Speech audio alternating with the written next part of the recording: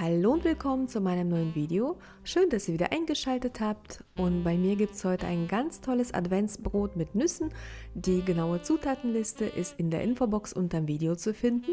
Und wir starten auch sofort mit dem Rezept. Los geht's! Für den Teig nehme ich 3 verschiedene Mehlsorten, und zwar 150 Gramm T550, 220 Gramm Weizenvollkorn und 80 Gramm Roggenmehl T1150. Dann füge ich noch 15 Gramm Rohrzucker hinzu, 2 Teelöffel Salz, bei mir sind es 13 Gramm gewesen, und ein halbes Päckchen Trockenhefe. Dann kommen noch 60 Gramm Walnüsse dazu. Ich habe sie halbiert, geviertelt oder auch teilweise grob gehackt. Und 70 Gramm Haselnüsse. Ein paar davon habe ich halbiert, die meisten habe ich ganz gelassen. Meine Nüsse waren mit Schale, ich habe sie dann selber geschält, aber das ist eigentlich egal, ihr könnt auch schon geschälte verwenden. Die Zutaten dann einfach miteinander vermischen und dann 1 Esslöffel weißen Balsamico-Essig mit 350 ml kaltem Wasser verrühren und nach unter die Masse mischen. Dann alles kurz verrühren, nicht kneten, am besten mit einem Holzlöffel, weil das ein sehr klebriger Teig ist, und den Teig dann zugedeckt bei Zimmertemperatur ca. 15 Stunden gehen lassen. Meinen Teig habe ich in der Speisekammer gehen lassen, sie wird nicht beheizt.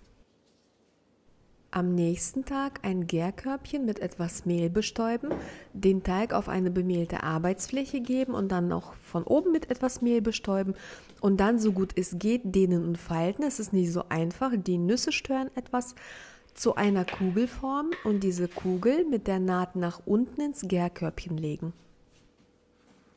Diese Teigkugel dann im Gärkörbchen nochmals zugedeckt 1,5 bis 2 Stunden gehen lassen.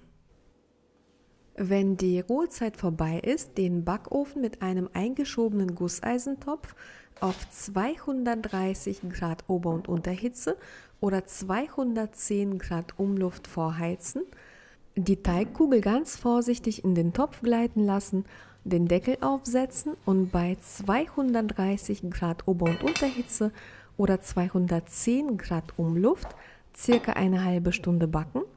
Die Hitze dann auf 220 Grad Ober- und Unterhitze oder 200 Grad Umluft reduzieren und das Brot in 20 Minuten fertig backen.